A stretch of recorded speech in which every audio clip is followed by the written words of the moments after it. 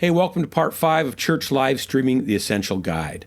We'll be talking about audio for your live stream, the importance of good audio, cheap but great sounding microphones, basic polar patterns and what you'll probably want to use, the limitations of certain microphone options, and some basic acoustic stuff that you're going to need to consider as you improve your sound quality. If you've not seen our previous parts, I want to encourage you to start with part 1 and work your way through all the material up to this point. We cover a lot of ground and we highlight a lot of important information. Otherwise, here we go. Now, let's talk about sound. You're going to love this. Sound is as important as the video. Sound and the music are 50% of the entertainment in a movie, says George Lucas. He knows something about sound. He knows something about movies. Films are 50% visual and 50% sound.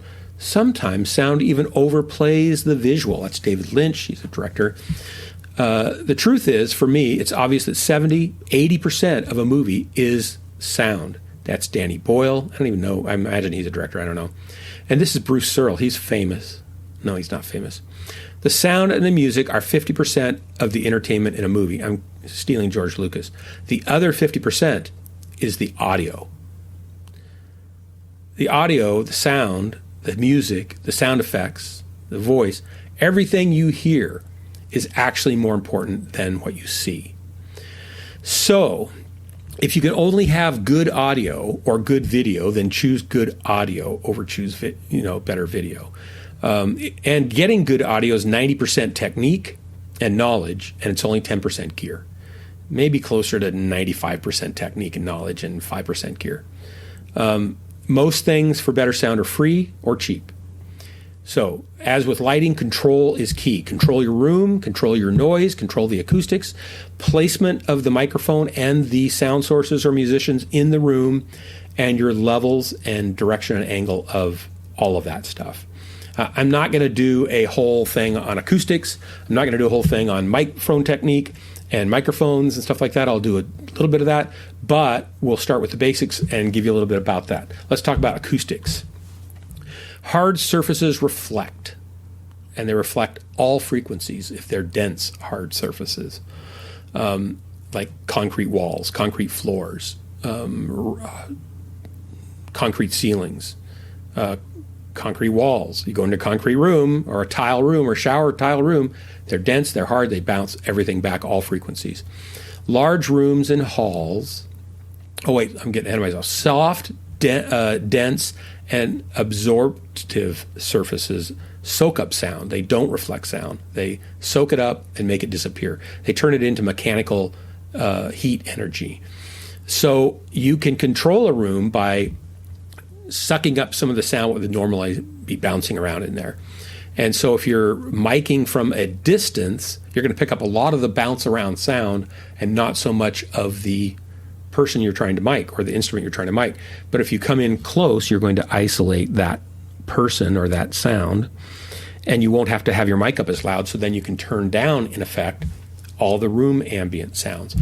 Before I started the stream, I closed my windows. They were open to allow the nice spring and the birds and stuff, but cars go by and they make lots of noise. And when I'm tracking a vocalist, we stop sometimes because the low frequency rumble of a pickup truck or a delivery truck going by will actually get through 2 walls and get onto my track. So we stop and we wait for it to go by. So controlling those sounds is important, and you can do all that free, basically. You can take a mattress and you can shove it up against the wall.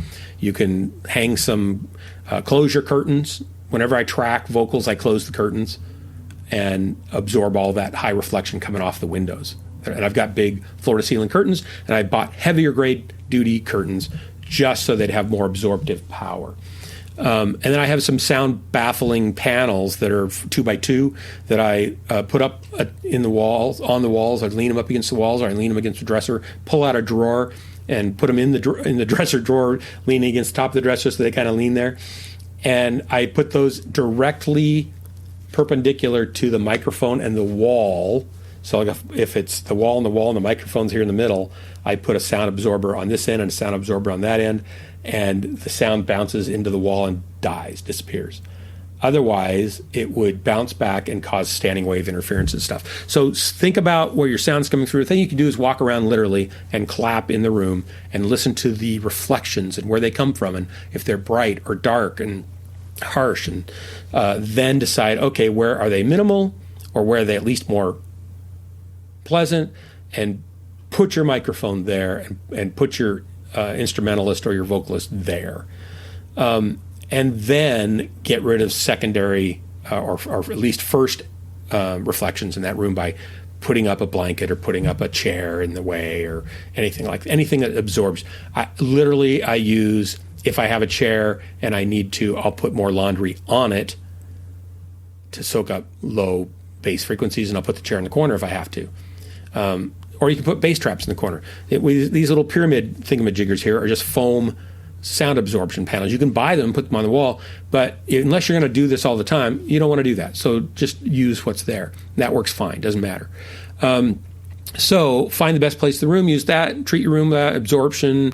You don't want parallel walls, things like that, because they bounce back and forth and back and forth. If the wall's even a little bit out of parallel, that sound wave's going to go and it's going to disperse longer and further and out at a different angle, and you won't get standing waves.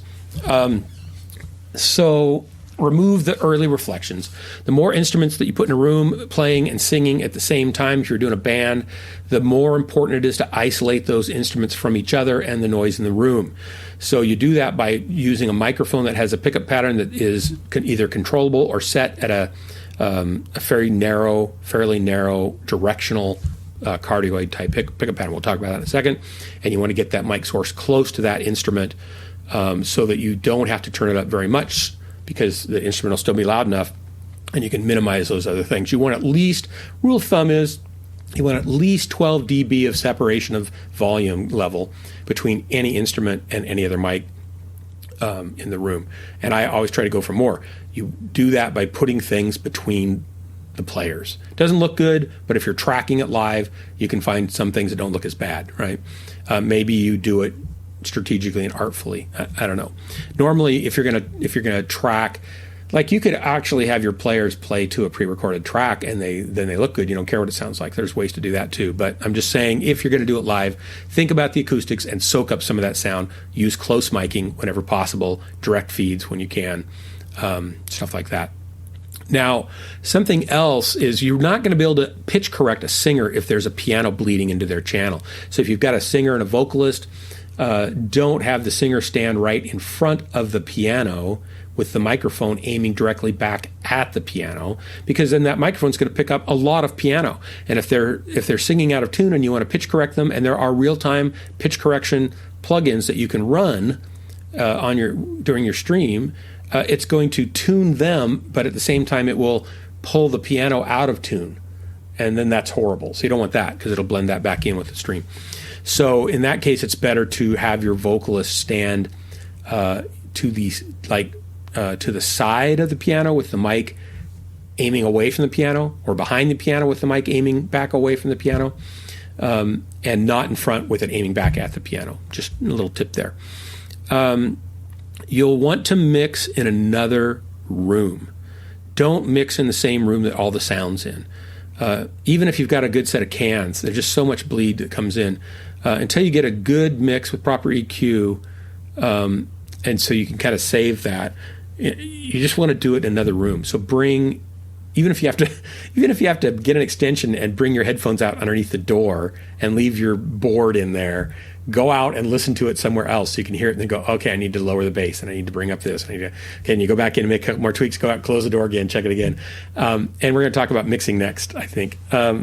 It's nice to be able to save your mix. No, we're not quite to mixing. Sorry. Chris, I'm going to get you in here, because we're talking about audio stuff, and you'll probably have a lot of stuff that we could jump in on this. So let me call you. All right. Here we go. Hey, yeah, go with landscape. Great. So this is Chris Slay.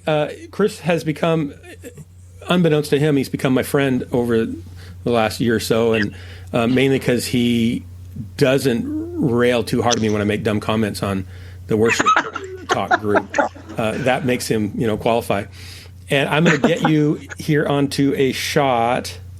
I'll put you here for now until I find a better one. So, Chris, I've just started talking about audio stuff. I don't know. Have you been listening to any of this? I haven't, no. Okay. Well, I'm talking about audio stuff a little bit, and I figured this might be good for you to kind of be part of, and then if you want to chime in on any of it, that's Perfect. good too. So let me go back to my slide that has me and him. Okay, so I talked about separation. If you're doing live mixing in a room to try to get good microphone separation, stuff like that. And one of the things to do that with is your microphone pattern besides absorbing sound and putting barriers and things like that. But I'm just going to talk about, if you can see what I'm showing them, right? Yep. So we talked about how your your webcam is horrible, and adding even a low end separate webcam is going to be much better than just using whatever webcam's on your laptop or something like that when you're streaming. And we talked about cameras and all that kind of stuff. So we're past all that stuff. So now we're going to talk about audio. And in general, the microphone on your laptop is horrible. And so if you're streaming and relying on the microphone to do that, you're just asking for not mediocrity. You're asking to torture people who have to listen to you. Yes. So the first thing you can do to improve your audio really is to get a different microphone. And there's lots of ways to do that. And we're going to show some really cheap ways and some more expensive ways. And Chris will probably chime in on some of this stuff too, but here we go. So your webcam mic is even probably only slightly less horrible than your laptop mic, so you don't want to use that either. And part of the reason is because they're omnidirectional mics. They pick up from all directions. They're cheap mics, so they pick up poorly from all directions, and they leave a lot of frequencies that you and I would have maybe liked to have had on the table. And then they're placed in the worst possible position for picking up anything else. They're great for picking up lots of room noise. So then what manufacturers do is they add things like auto noise cancellation and limiting and gating, and so they turn the mic off when the sound level drops below a certain rate, and they want to make the stream as compact as possible, so they chop off everything above a certain frequency and below a certain frequency, then they overcompress the snot out of it and they send that down your stream. And so it sounds terrible because it is terrible. So you can do things like add a headset. Like when I stream, I use a headset. I always keep it right here, and I can put it on, and it has a nice little boom mic that's actually a decent mic, decent headphones, a little bit of EQ. It sounds pretty good. It's good because it's right there. It's not as directional. I mean, it's more directional. It's not as omnidirectional. And so I don't have to turn it up as much because it's right there. But it doesn't look as good when you're preaching with a headset. Right. Or if you're leading worship with a headset. Yeah. Because, it's kind of a cool thing. I guess you could do that. But that's why we went to in-ears and things like that. So what I recommend, if it's just you and you don't care, but you just want, and you're not doing a bunch of worship stuff or anything else, but you just want to bring the quality level of your stream up, get a microphone. And I show this Samson little Meteor mic here, not because it's the end-all, be-all, but for $60, it's a great little USB microphone. It's got a 1-inch large diaphragm condenser capsule in it. I've used them. They sound fantastic for the money. You're not going to get a better sounding mic for $60. The trouble with it is, and this is really the only trouble, is it is its own interface. It uses a USB interface, and it has delay by the time you get that sound in there. And so if you're trying to sync the sound that you're picking up with that USB mic, oh, and by the way, you could use those USB extender cables and put this in another room if you wanted to. But again, it's going to have a delay, and you're going to have to then sync that delay in your XSplit or OBS setup with a few milliseconds of syncing time, basically. And it doesn't have direct monitoring, because if you listen to it through your computer, you'll talk, and then you'll talk, and then you'll talk, and it'll be behind. And you'll go, well, that's not good. So instead, to get around that, they let you plug in a little microphone jack in the back, and they put a volume and a mute button on the front, and you can turn up the volume to get more for your headphones. But you're monitoring directly from the mic, and it takes whatever would come from your OBS or your XSplit stream, and it brings that into that mix. So you can still work with it, but it's kind of a kludge if you're doing live streaming. It's great for podcasting and things like that. But before we move on to the real mics, I wanted to kind of expose you to pickup patterns if you haven't really done this kind of stuff. Any of you guys who are worship leaders probably know this, but just for those that are learning to stream for their church service, this is all new, terrifying territory. It doesn't need to be terrifying. Yeah, and those USB mics, I know a lot of podcasters, like professional podcasters, who use mics that are just a USB mic. And so I think that as long as you're able to work out the milliseconds delay and that kind of stuff, those are actually really, really decent mics, especially for the money. I mean, obviously, if you're wanting it to sound, like a Bethel live stream, then the Samson mic is, the USB mic is not your option. But if you're just starting out at this and you just need something to capture sound, for a specific thing, it's you and an acoustic guitar, or it's just a teacher. Into your stream. Yeah. Think of it like this. It sounds wide and big because it's omnidirectional, which I'm sure Bruce has already talked about. And so it goes like this all of a sudden. It just focuses everything. What this mic does is it'll just focus the sound. Yeah, great. So down here below here, we've got common polar patterns, and this is basically the pickup pattern of the microphone. And it's called a cardioid, that first one on the left, because it looks like kind of like a heart. If I were to take a microphone like this, trusty SM57, it picks up everything in front of the mic and not very much here in the bottom. So you get these kind of a little bit around there in the low frequencies. And this is great because you could point it at what you want to hear and it rejects what you don't want to hear. So most microphones that are used in studios for most recording are cardioid microphones, and for live sound especially. But they also go to supercardioid, which is an extended lobe of sensitivity. Not that it's more sensitive, it's just that it's less sensitive to these sides than it would have been otherwise. And usually they do that with baffling inside, and so you tend to get a little bit of sensitivity that comes out the back. You can see that little lobe down there. And then there's an omnidirectional, which basically doesn't matter where I point it, it picks it up from all directions, which is what's in most of these things. And you can have bidirectional, sometimes they're called figure eight, or they're basically, they pick up from both sides, but not from the middles. So those are used a lot of times if you're going to mic a quartet around a mic, or an octet. You'll put 4 people on one side of the mic and 4 people on the other side of the mic, and they'll sing into the mic, and it'll pick them all up evenly, but it will reject sound bouncing off the walls of those first reflections that would come out and muddle that recording. So they're really useful for a lot of things, but they're not useful typically for what you're going to do. And the last thing I wanted to show you there, right past that one, is that little pickup pattern. Well, it's not that these mics are perfect. They're made by men and women, and they're subject to laws of physics and the baffles and stuff that go into them and the way the diaphragms are and respond. What happens is that they're directional in some frequencies better than in other frequencies. So you can see those different colors and those little dashed outlines there.